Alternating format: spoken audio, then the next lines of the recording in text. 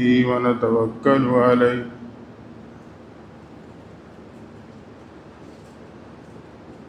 ونعوذ بالله من شرور أنفسنا ومن سيئات أعمالنا من يهده الله فلا مضل له ومن يضلله فلا هادي له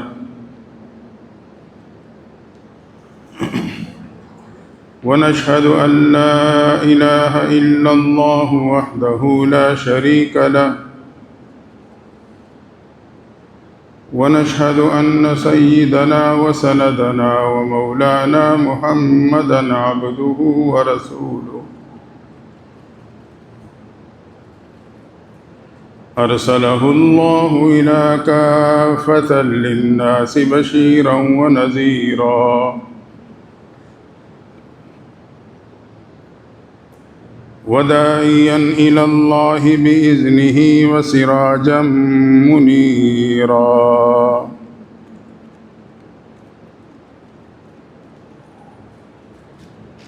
أما بعد فأعوذ بالله من الشيطان الرجيم بسم الله الرحمن الرحيم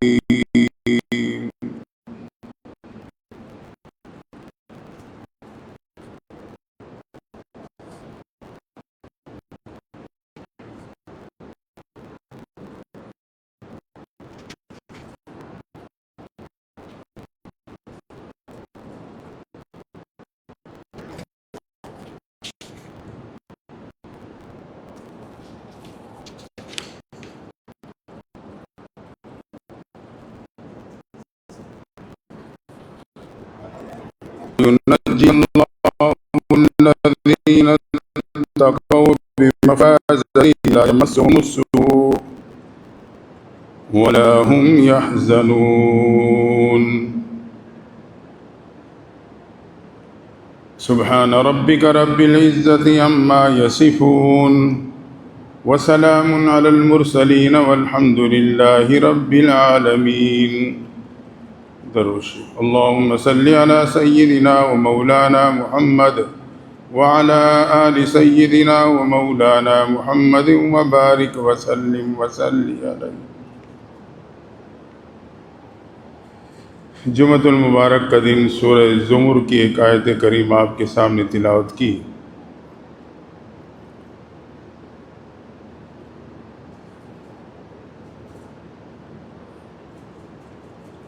وَيُنَجِّي اللَّهُ الَّذِينَ اتَّقَوْا بِمَفَازَتِهِمْ لَا يَمَسُّهُمُ السُّوءُ وَلَا هُمْ يَحْزَنُونَ.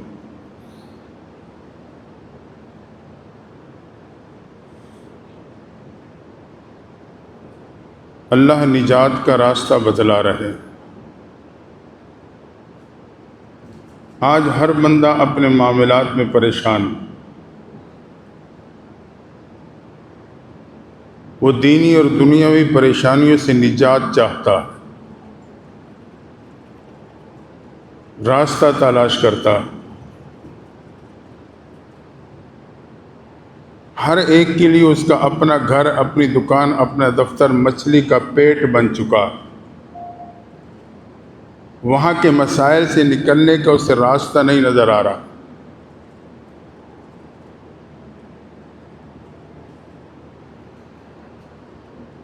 مشکوٰۃ شریف کی حدیث ہے تو عتبہ بن عامر رضی اللہ تعالیٰ عنہ فرماتے ہیں کہ میں پیغمبر صلیٰ والسلام کی خدمت میں حاضر ہوا. میں نے سوال کیا اللہ کے نبی صلی اللہ علیہ وسلم من نجا، نجات کس میں ہے؟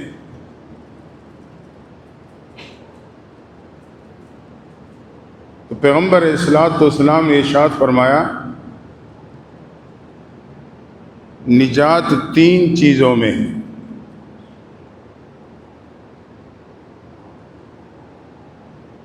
دین کے فتنوں سے اور دنیاوی پریشانیوں سے نجات حاصل کرنے کے لیے 3 کاموں کا اپنانا ضروری.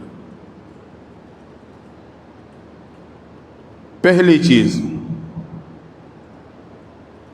امسک علیک لسانک، یہ محبوب پیغمبر کے کلمات ہیں۔ املک علیک لسانک، زبان کو قابو میں کر لو، خاموشی اختیار کرو۔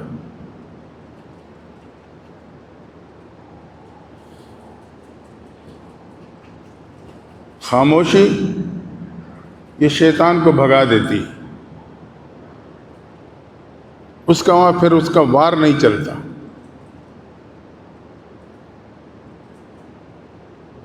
اور دین کے معاملے میں مدد کرتی۔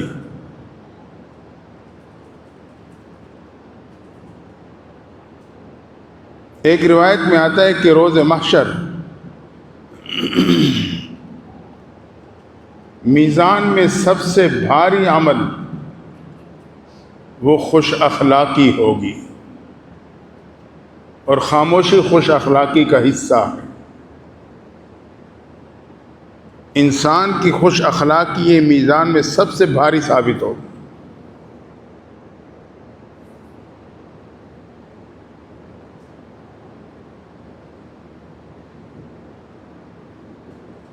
کئی بزرگوں کا یہ معمول رہا۔ حضرت امام اعظم ابو حنیفہ کے بارے میں بھی یہی آتا، کم گو تھے۔ حضرت مفتی شفیع صاحب رحمۃ اللہ علیہ کے بارے میں بھی یہی، حتیٰ کہ میں نے اپنے مرشد کو خود دیکھا، بہت عرصہ دیکھا۔ حضرت مفتی فرید صاحب رحمۃ اللہ تعالی علیہ سوال کے جواب میں بات کرتے تھے، ورنہ خاموش رہتے تھے، کم گو۔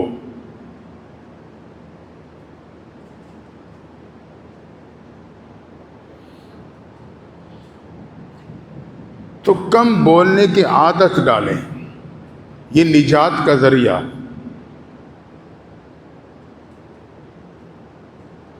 بہت سے مسائل ہمارے اپنی زبان سے پیدا ہوتے ہیں۔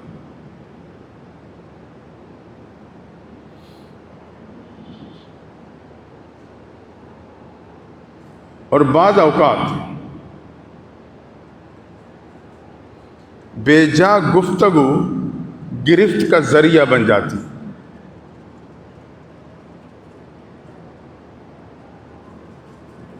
مدینہ طیبہ کا واقعہ ہے، ایک خاتون کا انتقال ہوا، دو خاتون اسے غسل دے رہی تھی، ایک کی بولنے کی عادت تھی، غسل دیتے دیتے وہ شروع ہو گئی۔ اس نے کہیں دیکھا ہوگا کسی مرد نے اس خاتون کو جو فوت ہو گئی تھی، اسے دیکھ کے وہ مرد مسکرا پڑا تھا، یہ سمجھے کہ ان کے ناجائز تعلقات، تو وہ مسکرایا نا، اس کی طرف سے کوئی اقدام نہیں تھا۔ تو اس نے غسل دیتے ہوئے اس پہ الزام تراشی کر دی کہ اس کے غلط تعلقات، بولنے کی عادت تھی، جو منہ پہ آتا کہہ دیتی تھی۔ تو اللہ کی شان، اس کا ہاتھ جو وہ اسے غسل دیتے اس کے جسم پہ پھیر رہی تھی، اس کا ہاتھ اس مری ہوئی خاتون کے رانوں کے ساتھ چپک گیا۔ ہٹانے کی کوشش کر رہی ہے، جدا نہیں ہوتا۔ کافی کوشش کی، پریشانی بڑھ گئی، باہر لوگوں کو پتہ چلے گا یہ کیا بنے گا، بالکل ہاتھ چپک گیا اس کے جسم کے ساتھ۔ حتیٰ کہ بات باہر نکلی۔ حضرت امام مالک رحمۃ اللہ تعالی علیہ کا زمانہ تھا، ان تک پہنچ گئی۔ انہوں نے فرمایا کہ اس عورت نے اس پہ تہمت لگائی، جو بات اس نے کی ہے یہ حقیقت نہیں، یہ تہمت ہے۔ جب تک اس کو 80 درے نہیں لگیں گے، اس کا ہاتھ اس کے جسم سے جدا نہیں ہوگا۔ حضرت امام مالک کے کہنے کے مطابق اسے 80 درے مارے گئے۔ جب 80واں درہ مکمل ہوا، اس کا ہاتھ اس کے جسم سے جدا ہو۔ تو بعض دفعہ یہ بے جا گفتگو گرفت کا ذریعہ بنتا ہے۔ تو محبوب نے فرمایا املک علیک لسانک، زبان کو قابو کر لو۔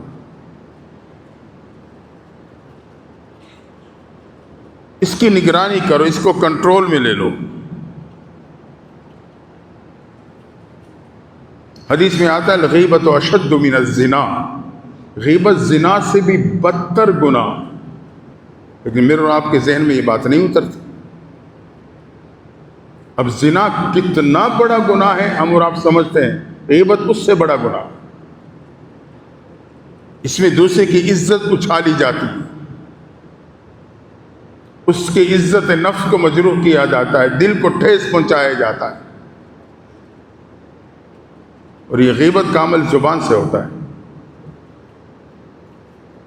تو اگر میں دینی معاملات ہیں یا دنیاوی معاملات میں پریشانی سے نجات چاہتا ہوں، زبان کو خاموش رکھو۔ بعض بندے کی عادت ہوتی ہے خواہ مخواہ اس کی زبان چلتی ہے، خواہ مخواہ اسے سانس نہیں آتا زبان چلائے بغیر۔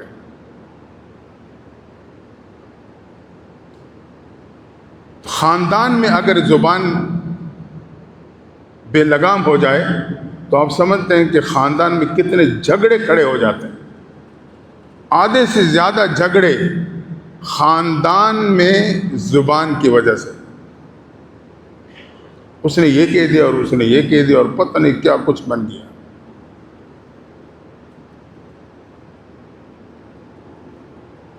تو محبوب پیغمبر کا بتلایا ہوا نسخہ، عتبہ بن عامر نجات چاہتے ہو، زبان کو قابو میں رکھو۔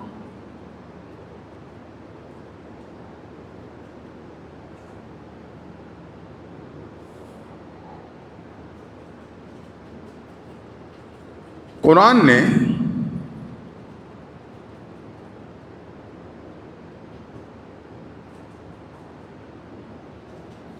فتنے سے بچنے کے لیے جو زبان سے پیدا ہوتے ہیں اس کے 10 اصول بتلائیں، 10 اصول، اور یہ 10 کے 10 زبان کی وجہ سے پیدا ہوتے ہیں۔ پہلی چیز فرمایا وَلَا يَغْتَبْ بَعْضُكُمْ بَعْضًا، غیبت مت کرو۔ آسان سا جملہ، ایک دوسرے کی غیبت چھوڑ دو۔ غیبت تو ہمارے لیے کھانے میں نمک کے معنی دینا ہے، جب تک باتوں میں غیبت نہ آئے تو ہمیں تو مزہ ہی نہیں آتا۔ دنیاوی مزہ لینے کے لیے، گناہوں کی لذت حاصل کرنے کے لیے ہم یہ کام کرتے ہیں۔ فرمایا وَلَا يَغْتَبْ بَعْضُكُمْ بَعْضًا، غیبت مت کرو، اور غیبت کا عمل یہ زبان کا عمل ہے۔ دوسرا اصول، ان جاءکم فاسق بنبأ فتبین،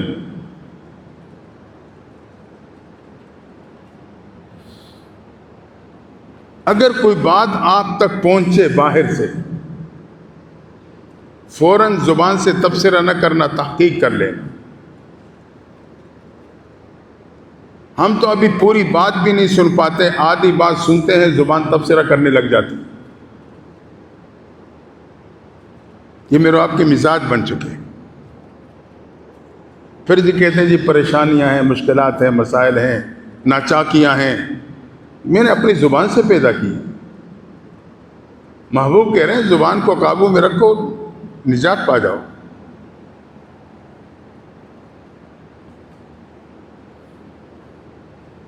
اور تیسرا اصول جو قرآن بتا رہا ہے، فلا تجسسوا، تجسس میں مت پڑو۔ تھوڑی سی بات کا پتہ چلا، ہاں جی پھر کیا ہوا، پھر کیا ہوا، پھر کیا ہوا، ایک کو فون کر کے پوچھا، دوسرے کو فون کر کے پوچھا، بھائی کیا پڑی ہے، مجھے ٹو لگا رہا ہوں۔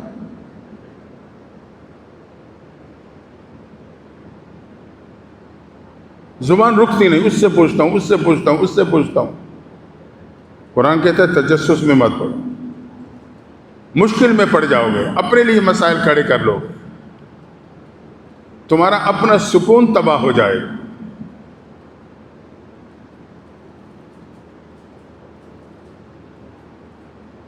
اور چوتھا اصول بتلایا، اجتنبوا کثیرا من الظن، بدگمانی سے بچو۔ بدگمانی سے اپنے آپ کو بچا لو۔ زبان سے کسی کے بارے میں بدگمانی کا اظہار مت کرو۔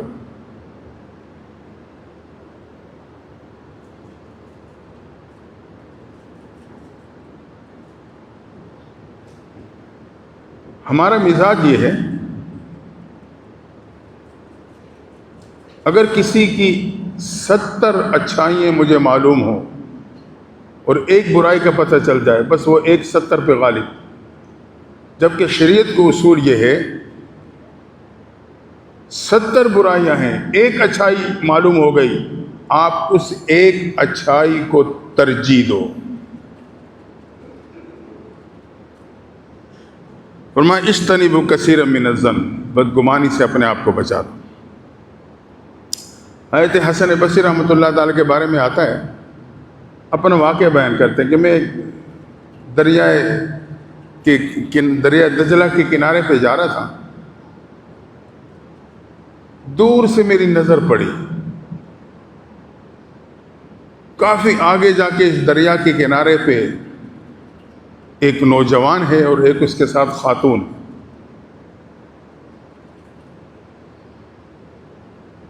وہ خاتون کو کبھی اپنے گود میں لٹاتا ہے اور اسے کچھ پلاتا ہے، کبھی بٹھا دیتا ہے۔ کہتا اب دور سے مجھے صرف اتنا نظر آ رہا تھا کہ ایک مرد ہے اور ایک عورت ہے، اور یہ کیفیت ہے، تو میرے دل میں بدگمانی آ رہی، کوئی غلط بندہ ہے۔ کہ جیسے ہی قریب گیا تو میں نے کیا دیکھا، اس نوجوان کی بوڑھی بیمار ماں تھی، پیاسی تھی، وہ اسے کبھی بٹھاتا کبھی لٹاتا اور اسے پانی پلا رہا تھا۔ کہتے میں نے توبہ تو کر لی، لیکن اس بدگمانی کے عمل کی وجہ سے جو میرے پہ اثر پڑا، 40 راتوں کی تہجد سے محروم ہو گیا۔ کہتے بدگمانی دور ہو گئی، توبہ کر لی، لیکن جو بدگمانی ہوئی تھی اس کے یہ اثرات پڑ گئے۔ تو میں اور آپ تو چلتے پھرتے 24 گھنٹے اسی کھاتے میں گزر رہے ہیں۔ تو قرآن کہتا ہے کہ بدگمانی سے بچو۔ 5واں اصول، وَلَا تَنَابَزُوا بِالْأَلْقَابِ، کسی کو برے الفاظ اور القاب سے مت پکارو۔ برے الفاظ برے القاب سے مت پکارو۔ روایت میں آتا ہے کہ ایک قد سے چھوٹی خاتون امی عائشہ کے گھر آئی۔ امی عائشہ کہتے ہیں میں نے محبوب سے کہا، وہ ٹھگنی آ گئی، کہتے محبوب پیغمبر نے مجھے منع فرما دی، یہ غیبت ہے، اس کے عیب کو بیان کر رہے ہو، ایسے مت کہو۔ ہم تو اس چیز کو کسی کھاتے میں نہیں لیتے، کسی کو بونا کہیں گے، کسی کو ٹھگنی کہیں گے، کسی کو بگا کہیں گے، پتہ نہیں اپنے طرح سے ہم نے القابات لگا رکھے ہیں اور نام رکھے ہوئے ہیں۔ محبوب نے منع فرمایا، یہ زبان کے کام ہے سارے، زبان بے لگام ہو جاتی ہے تو پھر اس قسم کے القابات دوسرے کے بارے میں ہم شروع ہو جاتے ہیں۔ فرمایا وَلَا تَنَابَزُوا بِالْأَلْقَابِ، برے القاب سے دور کسی کو مت پکارو۔ 6واں اصول، وَلَا تَلْمِزُوا أَنفُسَكُمْ، کسی پہ الزام تراشی مت کرو۔ یہ وہ چیزیں ہیں جو ہمارے آپ کی خوراک بنی ہوئی ہے، ہم اسے گناہ کی کھاتے میں نہیں لیتے۔ فرمایا الزام تراشی مت کرو۔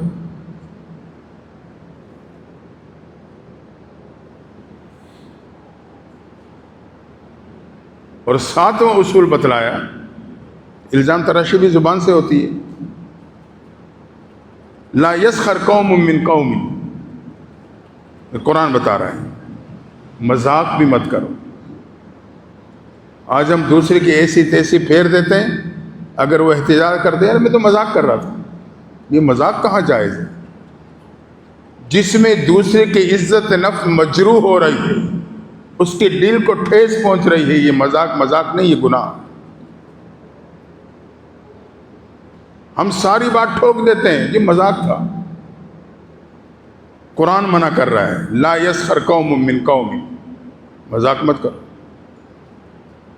ہاں محبوب پیغمبر نے مذاق فرمایا، لیکن اخلاق کے دائرے کے اندر۔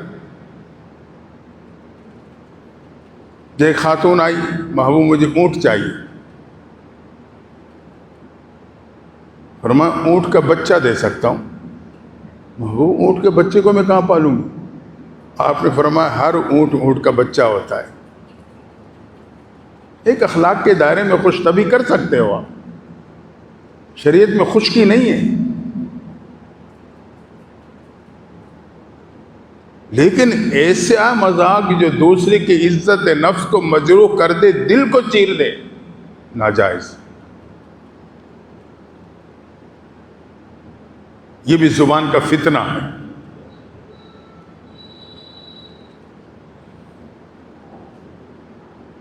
اور 8واں اصول بتلایا، فَأَصْلِحُوا بَيْنَ أَخَوَيْكُمْ، دوستوں میں اختلاف ہو جائے تو صلح کرا دو۔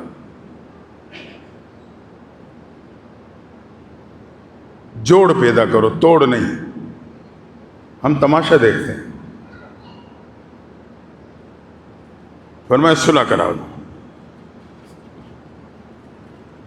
فاصلے بڑھانے کی کوشش نہ کرو، مٹانے کی کوشش کرو۔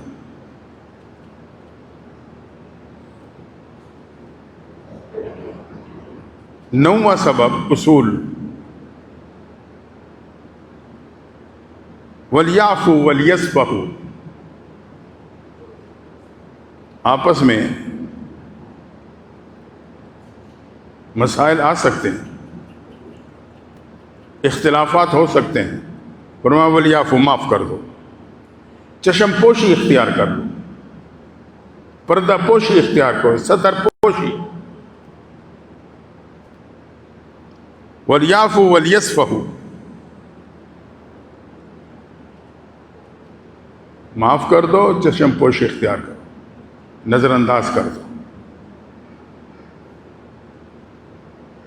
اور 10واں اصول، الا تحبون ان یغفر اللہ لکم،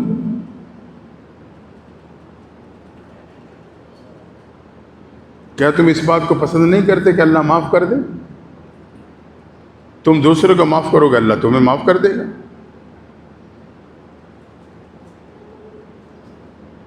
تو یہ وہ بنیادی اصول ہیں جو قرآن بتلا رہا ہے۔ اور 10واں اصول، وَتُوبُوا إِلَى اللَّهِ جَمِيعًا أَيُّهَا الْمُؤْمِنُونَ،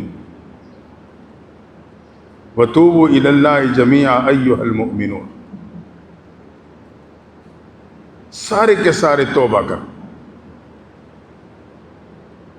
آج تک ہم گناہ کا شکار رہے، ان اصولوں کو ہم نے نظر انداز کیا، زبان ہماری بے لگام رہی، جس کی وجہ سے ہم نے اپنی زندگی میں مشکلات پیدا کر دی۔ فرمایا توبوا الی اللہ جميعا، توبہ کر۔ اللہ پچھلے کوتاہیوں کو معاف کر دے گا۔ تو پیغمبر اصلاۃ والسلام نے نجات پانے کا پہلا اصول جو بتلایا، املک علیک لسانک، فرمایا زبان کو قابو میں رکھو۔ اور دوسرا اصول بتلایا، اگر نجات چاہتے ہو پریشانیوں سے، دینی پریشانیاں ہیں یا دنیاوی، وَلْيَسَعْكَ بَيْتُكَ،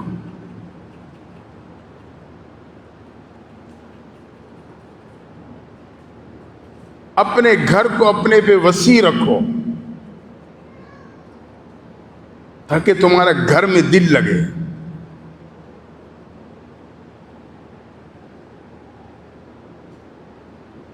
زیادہ وقت گھر میں گزرے، پریشانیوں سے نجات پا جاؤ گے۔ آج چونکہ گھر میں جھگڑے ہوتے ہیں، میاں بیوی کا معاملہ نہیں بنتا تو خاوند اکثر وقت باہر ہوٹل پہ گزارتا ہے، گھر سے باہر وقت گزارتا ہے۔ محبوب فرماتے ہیں کہ پریشانیوں میں نجات چاہتے ہو وَلْيَسَعْكَ بَيْتُكَ، گھر میں دل لگاؤ، بیوی بچوں کے ساتھ دل لگاؤ، زیادہ وقت گھر والوں کے ساتھ گزارو۔ ہمارا زیادہ وقت باہر دوستوں میں گزرتا ہے، ہوٹل پہ جا کے بیٹھ جائیں گے، یار کچھ سکون پانے کے لیے آ گیا ہوں، کچھ سکون حاصل کرنے آ گیا۔ سکون ہوٹل پہ بیٹھنے سے نہیں ملتا،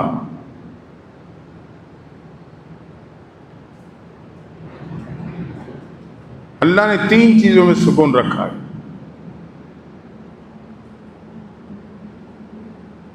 رات میں، اپنے گھر میں، اور اپنی بیوی بچوں کے ساتھ وقت گزارنے میں۔ تو اگر میں سکون چاہتا ہوں کہ میں رات کا اکثر حصہ گھر میں اپنی بیوی بچوں کے ساتھ گزاروں۔ آج میں رات کا اکثر حصہ ہوٹلوں پہ دوستوں کے ساتھ گزارتا ہوں اور تلاش سکون کو کر رہا ہوتا ہوں، وہاں سکون نہیں ملے گا۔ محبوب پیغمبر نے بتلایا گھر میں دل لگاؤ، گھر میں۔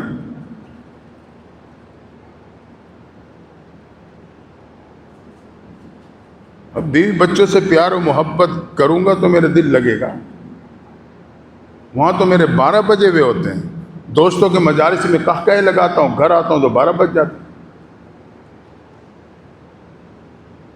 بیوی کے ساتھ مسکرانا تو مجھے بہت بڑا جرم محسوس ہوتا ہے، جبکہ بیوی کے ساتھ مسکرانا عبادت ہے۔ جب خاوند باہر سے گھر داخل ہوتا ہے، بیوی کو دیکھ کے مسکراتا ہے، بیوی خاوند کو دیکھ کے مسکراتی ہے، اللہ کی رحمت ان دونوں کو دیکھ کے مسکرا پڑتی ہے۔ اب جہاں سکون ملنا ہے وہاں تو میں حاصل کرنے کے لیے تیار نہیں ہوں، جہاں سکون ہے ہی نہیں وہاں میں تلاش کرتا پھرتا ہوں، تو نجات کیسے پاؤں گا؟ پھر پریشانیاں ہی رہیں گی نا زندگی میں۔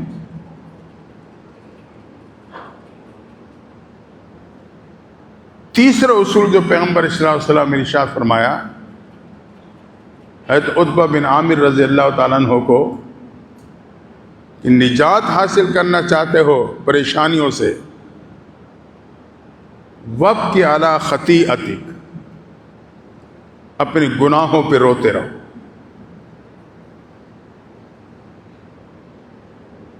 گناہوں پہ روتے رہو، یہ تیسرا اصول ہے دین و دنیا کی پریشانیوں سے نجات پانے کے لیے۔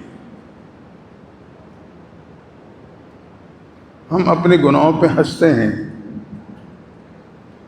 دیکھو نا کسی کو میں نے برے لقب سے پکارا، گناہ ہے نا، اور اس پہ ہم قہقہے لگاتے ہیں، یہ گناہ پہ ہنستے ہیں ہم۔ کسی کو دھوکہ دیا اور دھوکہ کھا گیا تو ہم اس پہ ہنسیں گے، باقی دوست دیکھو کیسے الو بنا دیا میں نے اس کو، یعنی گناہ پہ ہنس رہے ہیں، کیسے پریشانی سے نجات ملے گی؟ اور ہمیں نجات چاہتے ہو تو اس کا تیسرا اصول یہ کہ وابکی علی خطیئتک، اپنے گناہوں پہ رونے والے بن جاؤ، نادم ہو جاؤ۔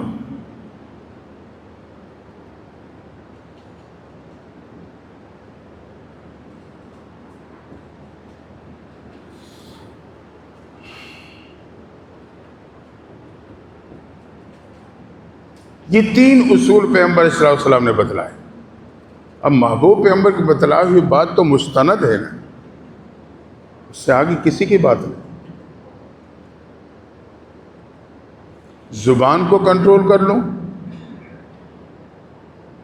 زیادہ وقت جو فارغ وقت ہے، ڈیوٹی تو چلو ڈیوٹی ہے نا، فارغ اس میں زیادہ وقت گھر میں بچوں کے ساتھ گزارو اور گناہوں پہ ندامت کا اظہار کرتا رہو۔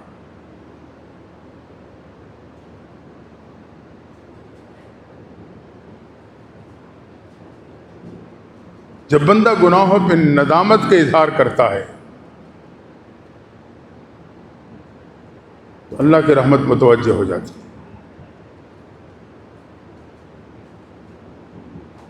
بنی اسرائیل کا ایک عابد تھا، پہاڑی کی چوٹی پہ 400 سال بے ریا عبادت، موت آ گئی۔ جبریل امین نے محبوب پیغمبر کو واقعہ بتلایا۔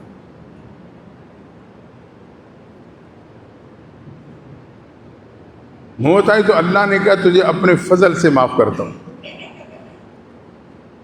اسے اپنے اعمال پہ گھمنڈ تھا، اس نے کہا نہیں میں اپنے عمل کی وجہ سے بخشا جاؤں گا۔ اللہ نے کہا اپنے عمل سے بخشا جائے گا؟ کہا فرشتوں سے کہا اس کا حساب شروع کر، جب فضل سے نہیں تو حساب کتاب ہوگا۔ کہ جب حساب ہوا تو اس کی 400 سالہ بے ریا عبادت صرف ایک آنکھ کی نعمت کے بدلے میں بھی پوری نہیں ہو سکی۔ فرمائے لے جاؤ اس کو جہنم میں، باقی نعمتوں کا شکر نہیں ادا کیا ہے، اب یہ رو پڑا یا اللہ اپنے فضل سے معاف کر دے۔ اللہ نے پھر اپنے فضل سے اسے جنت بھیج دی۔ محبوب نے فرمایا میں بھی قیامت کے دن اللہ کے فضل سے جنت جاؤں گا۔ آگے کیا رہ گیا؟ تو ہمیں اللہ کا فضل مانگنا چاہیے۔ میری عبادت کیا عبادت ہوگی؟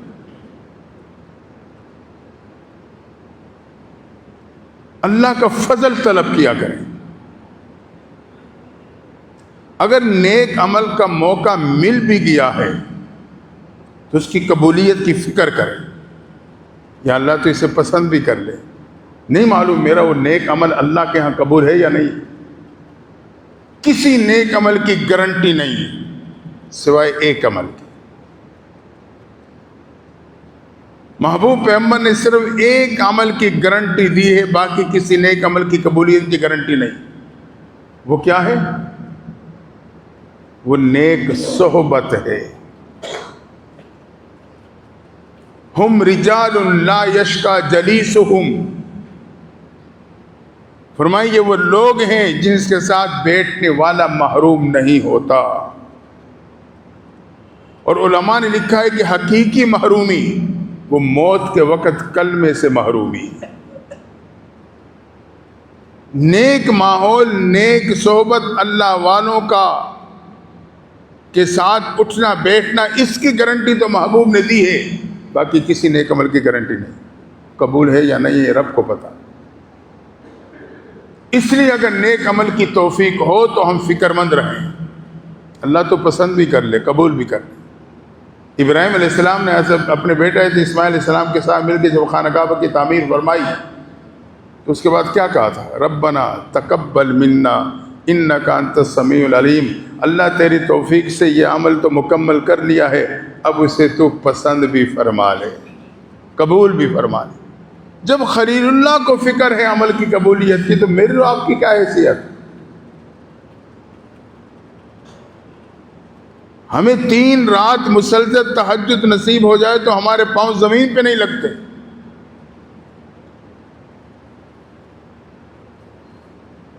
تو ہم نے فکر کرنی ہے قبولیت کی،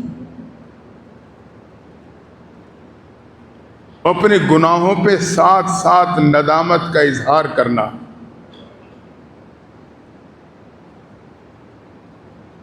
تو آج ہر بندہ پریشانی کا شکار، دینی اعتبار سے دنیاوی اعتبار سے، اس کا حل نظر نہیں آ رہا۔ محبوب پیغمبر نے بتلا دیا، فرمایا نجات چاہتے ہو 3 کام اپنا لو۔ املک علیک لسانک، زبان کو کنٹرول رکھو، ولیسعک بیتک، گھر میں دل لگاؤ، اور تیسری بات وقت علی خطیئتی، اپنے گناہوں پہ ندامت کا اظہار کرتے رہو۔ ان 3 کاموں کی وجہ سے ہمیں دین اور دنیا کی پریشانیوں سے نجات مل سکتی ہے۔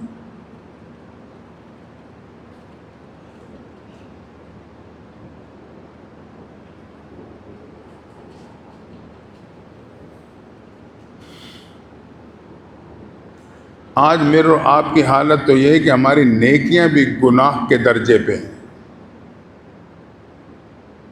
ہماری نیکیاں بھی گناہ کے درجے میں ہیں. دیکھ لیں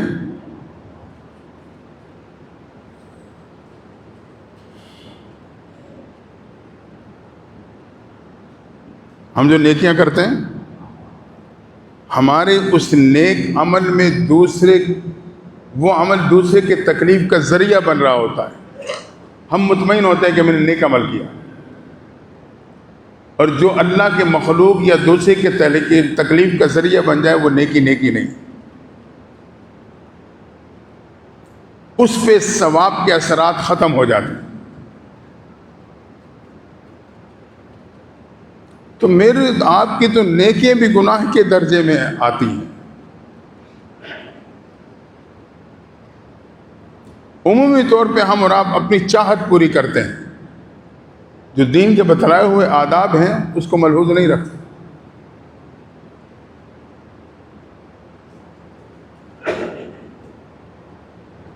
اس لیے ہمیں اپنے گناہوں پہ بھی وقتاً فوقتاً ندامت کا اظہار کرنا چاہیے.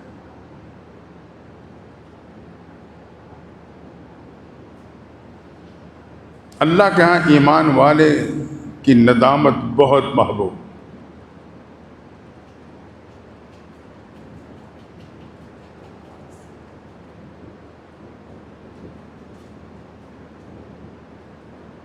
وہ شخص جس کی کمر جھکی اور پھر جا کے کہیں رب کے در پہ جھکا، جوانی بھی غفلت میں، بڑھاپا بھی اکثر غفلت میں، اب کمر جھکی تو لوگوں نے منہ لگانا چھوڑ دیا. راستے میں آتے ہوئے دوسرے راستے بدل لیتے ہیں. بھائی اس کی تو باتیں نہیں ختم ہونی، اس کا بٹن ہی نہیں ہے. نہ کوئی مشورے میں بلاتا ہے، نہ کسی فنکشن میں بلاتا ہے، نہ کوئی سے منہ لگاتا ہے. یہ بالکل تنہا رہ گیا. پھر رب کے در پہ آ کے جھکا، رب کے در پہ جھک کے کہتا ہے اللہم اغفر لی، اللہ مجھے معاف کر دے. اللہ فرشتوں کو آواز دیتے ہیں یا ملائکتی، فرشتے دوڑ کے حاضر، رب حاضر، کیا حکم؟ اللہ فرماتے ہیں استحییت من عبدی، مجھے اپنے اس بندے سے حیا آ رہی ہے. فرشتے کہتے ہیں اللہ اسے تو آپ سے حیا نہ آئی، جوانی نافرمانی میں گزاری، اکثر بڑھاپا نافرمانی میں گزارا، کمر جھکی تو آپ کے در پہ جھکا. آپ کہتے ہیں مجھے اس سے حیا آتی ہے.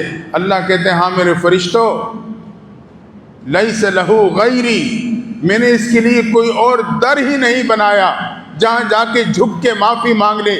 تم گواہ ہو جاؤ میں نے اس کے گناہوں کو معاف کر دیا. رب معاف کر دیتا. وہ کریم ذات ہے، قدردان ذات ہے. ہم اس ذات سے معاملہ تو کر کے دیکھیں.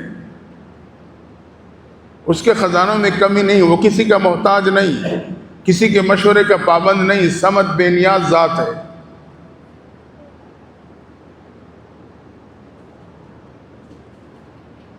رب کہتا ہے تم گواہ ہو جاؤ میں نے معاف کر دیا. موسیٰ علیہ السلام کے زمانے میں ایک بت پرست تھا،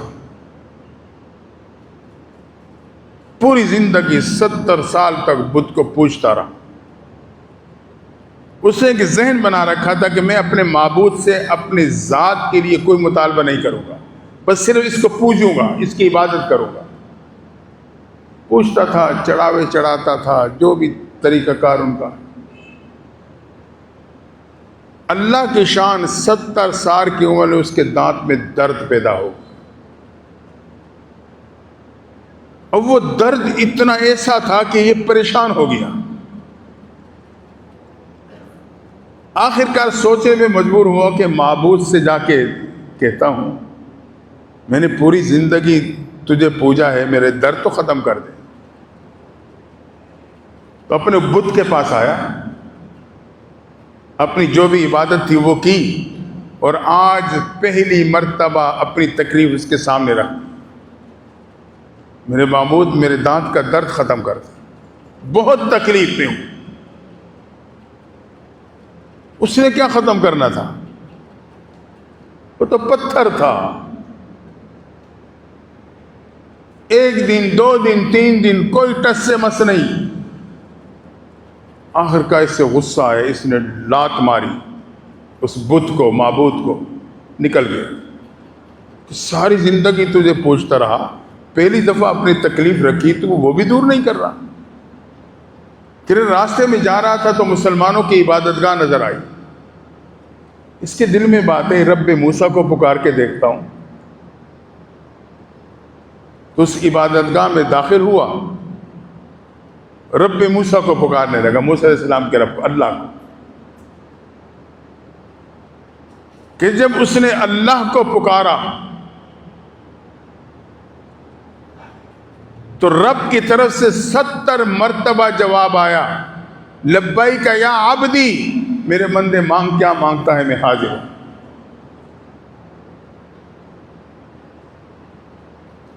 فرشتوں نے کہا اللہ یا سنم کہتا تھا، پوری زندگی اس میں گزار ڈالی، آج اس نے ایک مرتبہ یا سمت کہا، آپ نے فوراً اس کی پکار کو قبول کر لیا. اللہ نے کہا میرے فرشتوں، اگر میں اس کی پکار کو قبول نہ کرتا تو میرے اور اس کے بتوں کے درمیان میں کیا فرق رہ جاتا؟ میرے اور اس کے بتوں کے درمیان میں پھر کیا فرق تھا؟ تو رب کریم ہے، وہ نہ ماننے والے کی بھی سنتا ہے، نہ ماننے والے سے بھی محبت کرتا ہے. ماننے والے کے ساتھ تو محبت کا انداز ہی نرالا ہے.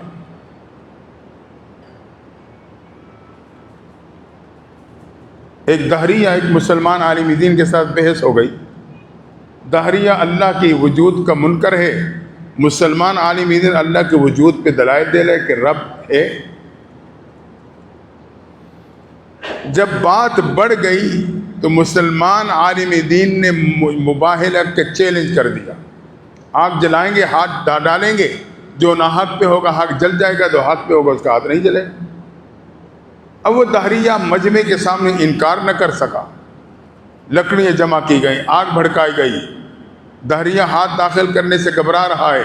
مسلمان عالم دین نے اس کا ہاتھ اپنے ہاتھ میں پکڑا، دونوں ہاتھ آگ میں داخل کر دیے. وقت گزرتا گیا، آگ نے کسی ایک ہاتھ پہ بھی اثر نہ کیا، ہاتھ باہر نکالے گئے. دہریہ خوشی سے پھولے نہیں سما رہا، دیکھو میں حق پہ ہوں اس لیے میرا ہاتھ نہیں جلا. حالانکہ ہاتھ مسلمان کا بھی نہیں جلا تھا. مسلمان بے قرار ہے، یا اللہ ہاتھ اس میرا بھی نہیں جلا لیکن میرے حقانیت اس پہ ثابت نہ ہو سکی، اس کے ہاتھ پہ بھی آگ نے اثر نہیں کیا. اللہ نے مسلمان عالم دین کے دل پہ الہام کیا، کہا میرے بندے میں اس ہاتھ کو کیسے جلاتا جس ہاتھ کو تو نے اپنے ہاتھ میں پکڑ رکھا تھا. ماننے والے کے ساتھ رب کی محبت کا یہ انداز ہے، میں اس ہاتھ کو کیسے جلاتا، تو نے اپنے ہاتھ میں پکڑا ہوا تھا. تو میرا رب بڑی قدردان ذات، آئیں اس کے ساتھ تعلق کو مضبوط بنائیں، رب کے ساتھ جڑ جائیں.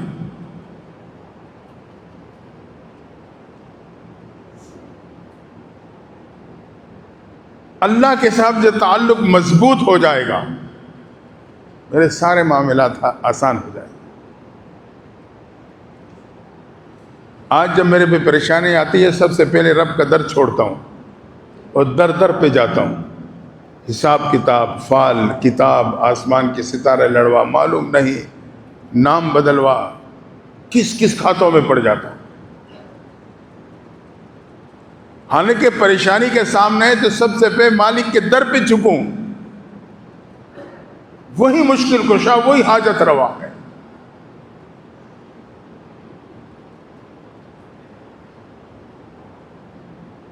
تو وہ ذات محبت کرنے والی.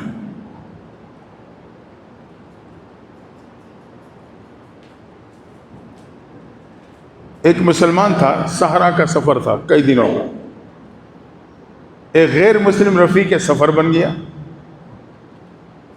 دونوں کا سفر اکٹھا طے ہو رہا ہے. اب انہوں نے محسوس کیا کہ ہمارے سفر کی مسافت 2 دن کی ہے اور کھانے جو سفر کا توشہ ہے وہ صرف آج کا ہے، نہ تو دور دور تک نہ پانی کا نام و نشان ہے، نہ کھانے پینے کا کوئی سلسلہ ہے، ہر طرف صحرا ہی صحرا، ایسی گمنامی کی موت مریں گے کسی کو خبر ہی نہیں ہوگی۔ سر جوڑ کے بیٹھیں کہ 2 دن کی مسافت ہے، کھانا آج کا ہے، کیا کیا جائے؟ مشورہ یہ ہوا کہ ایک دن مسلمان اپنے معبود کو پکارے، وہ اس کے لیے کھانے کا انتظام کر دے، دوسرے دن غیر مسلم اپنے معبود کو پکارے، وہ کھانے کا انتظام کر دے۔ اس پہ اتفاق ہو گیا۔ اب پہلا نمبر کس کا ہے؟ اس پہ قرآن اندازی کی گئی تو نام مسلمان کا نکلا۔ اگلے دن علی صبح مسلمان نے اس رفیق سفر کو اپنی جگہ پہ چھوڑا اور تھوڑا سا فاصلے پہ تنہائی میں چلا گیا، مانگتا رہا، گڑ گڑاتا رہا، رب کو پکارتا رہا، اللہ میں تیرے وجود کا قائل ہوں، تیرا بندہ ہوں، تو میرا رب ہے، یا اللہ میری ایمان کی لاج رکھ لے، خزانوں کی کنجیوں کا مالک ہے، غیب سے کھانے کا انتظام کر دے۔ واپس آئے تو ایک شخص آتا ہے، کھانا رکھ کے چلا جاتا ہے۔ مسلمان خوشی سے پھولے نہیں سی مارا، اللہ نے میری ایمان کی لاج رکھی۔ وہ دن گزر گیا، کھانا کھایا، سفر طے کیا، اگلے دن غیر مسلم کی باری۔ اس نے جیسے اپنے دوست کو دیکھا تھا ویسے وہ بھی ایک طرف سائڈ پہ چلا گیا۔ کافی دیر بعد جب واپس آیا تو کل کی طرح شخص آتا ہے، کھانا رکھ کے چلا جاتا ہے۔ اب مسلمان پریشان ہو گیا، غیر مسلم خوش، یا اللہ میں نے تجھے پکارا، تو نے انتظام کر دیا، اس نے اپنے معبود کو پکارا، اس نے انتظام کر دیا، میری ایمان کی حقانیت تو اس پہ ثابت نہ ہو سکی۔ اب وہ غیر مسلم کہتا ہے دوست کھانا کھا، یہ کہتا ہے میری طبیعت نہیں چاہ رہی، حالانکہ بھوک کی شدت ہے لیکن طبیعت نہیں چاہ رہی۔ آخر کار اس غیر مسلم نے کہا دوست کھانا کھا، میں تجھے خوشخبری سناؤں گا۔ مسلمان نے کہا پہلے خوشخبری سنا پھر کھاؤں گا۔ وہ اسی پہ مصر ہو گیا۔ تو غیر مسلم کہنے لگا میں جب ایک طرف جا کے بیٹھا، میں نے اپنے معبود نہیں تیرے معبود کو پکارا، اور میں نے کہا میرے دوست کے معبود اگر تیرے ہاں میرے اس دوست کا ایمان قبول ہے تو میں بھی اس کے ایمان کا واسطہ دیتا ہوں، اس ایمان کی برکت سے میری دعا کو بھی قبول کر لینا۔ اللہ نے تیری ایمان کی برکت سے میری دعا کو بھی قبول کر لیا ہے۔ رب اتنا قدردان۔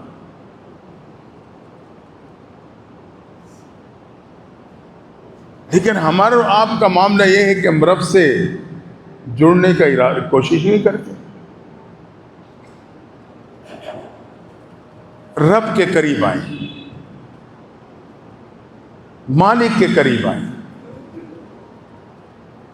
صبح کا بھاگا ہوا غلام جب شام کو مالک کے قدموں میں آ جائے، مالک معاف کر دیتا ہے، دنیا کا مالک تو مالک الملک ہے۔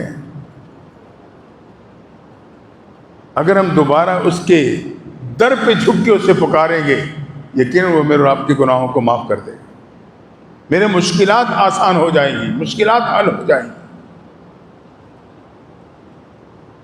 تو زندگی میں کچھ کرنے کا سوچیں، عملی طور پہ قدم اٹھانے کا ارادہ کریں، کچھ پانے کے لیے کچھ کھونا پڑے گا۔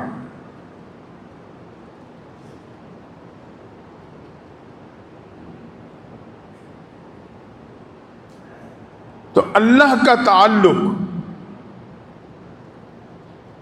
یہ اللہ کے محبوب کے تعلق کا بھی ذریعہ بن جائے گا، اور محبوب کا تعلق قیامت کے دن میں نجات کا ذریعہ، شفاعت کا سبب۔